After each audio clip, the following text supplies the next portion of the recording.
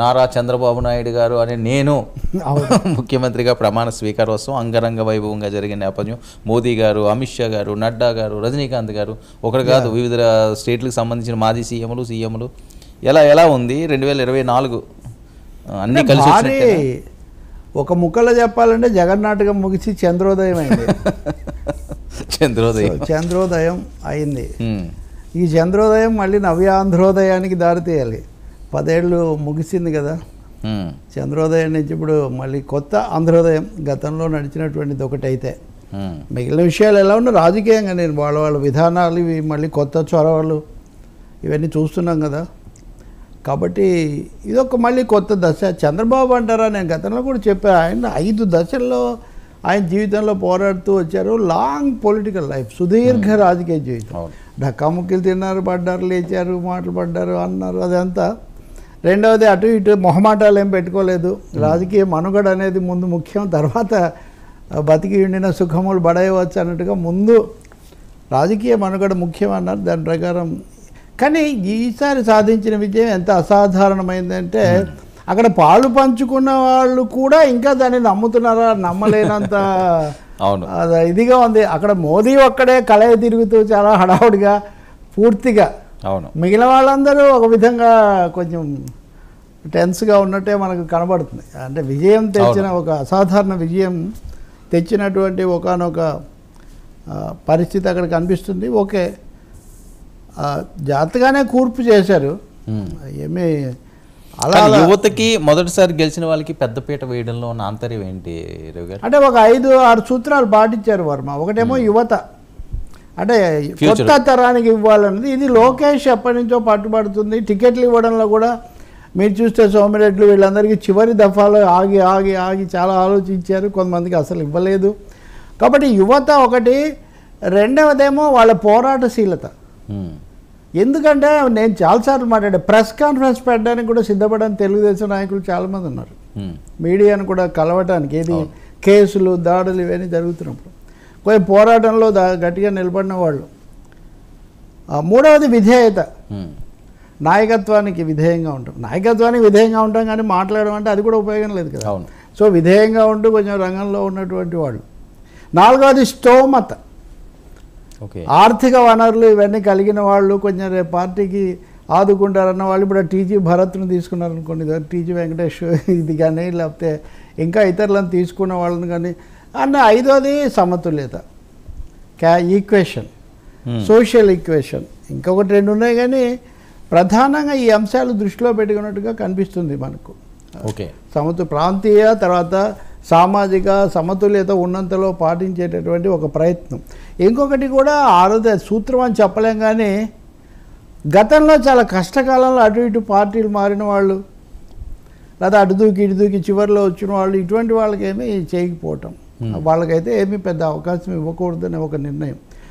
And last but not least వేరే పార్టీలోంచి వచ్చినప్పుడు వాళ్ళకి ఇచ్చినటువంటి మాటలు, వాళ్ళకి స్తోమత కూడా ఉంది. ఇప్పుడు ఉదాహరణకు పార్థసారథి ఉన్నాడు అనుకోండి, ఆయన మారడం అప్పుడు ముఖ్యమైందే, చాలా ఇదైంది. తర్వాత బోడే ప్రసాద్ కూడా బాగా గెలిచారు. కాబట్టి ఈ కొలబద్దలు ఒక 5-6 పెట్టుకొని చంద్రబాబు వీటిని కూర్పు చేసినట్టుగా ఉంది. లోకేష్ ముద్ర కూడా ప్రస్ఫుటంగా కనిపిస్తుంది. 2024 కాదు 2029 కూడా ఆలోచించి కూర్పు ఇంకా అంతే కదా. ఇప్పుడు మీరు మళ్ళీ కొంచెం ఇందాక నేను చెప్పిన జగన్ పర్వానికి పోతే కనుక ఆయన 2019లో అక్కడ ఈ హాల్లో ఇంతమంది 150 మంది ఎమ్మెల్యేలు, నాకు గూస్ బంప్స్ వస్తున్నాయి, మనం ఇప్పుడు 2024 గురించి ఆలోచించాలని అడిగాను. ఏది 2019లో ఇంకా ప్రమాణ స్వీకారానికి ముందే నాకు ఇప్పటికీ ఆ గూస్ బంప్స్, ఈ హాల్లో ఇంతమంది ఎమ్మెల్యేలు.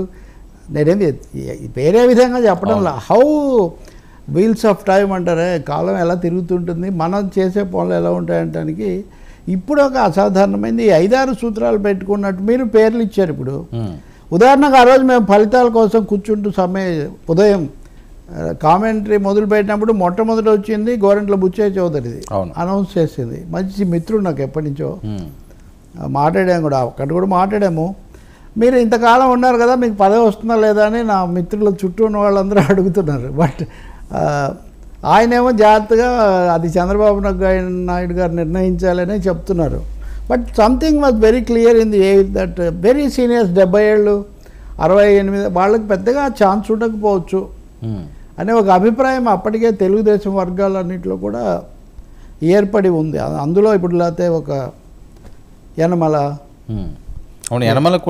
కూడా మీరు ఇప్పుడు ఇందులో యనమల కూడా ఇంకొకటి కొంచెం విధేయత అన్నాను కదా, హార్డ్గా ఉండకుండా ఉండటం అనేది కూడా ఒకటి.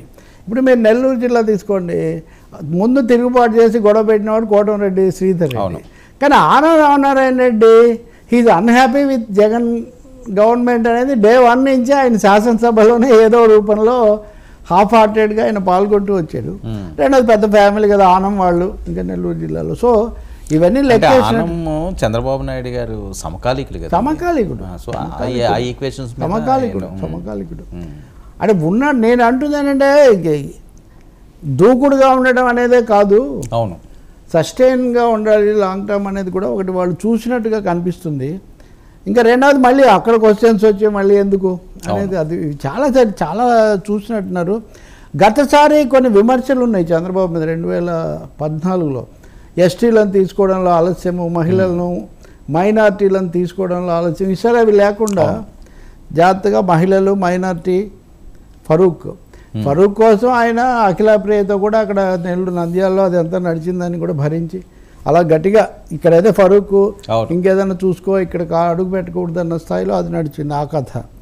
కాబట్టి ఎస్టీ సరే ఇంకా అట్లా చూస్తే జాగ్రత్తగా కూర్పు చేసినట్టుంది. ఇంకోటి ఏమో అక్కడ 3 క్యాంపులు ఉన్నాయి మీరు ఆ వేదిక మీద. ఒకటి తెలుగుదేశం క్యాంపు, రెండవది మెగా క్యాంపు, మూడవది కమలం క్యాంపు. సాక్షాత్తు ఇండియన్ టీం కెప్టెన్ మోదీ గారు, అమిత్ షా గారు, నడ్డా అందరూ ఉన్నారు అక్కడ. లేని వాళ్ళు ఎవరున్నారు ఆ వేదిక మీద? సో 3 క్యాంపులను మళ్ళీ బ్యాలెన్స్ చేయాలి.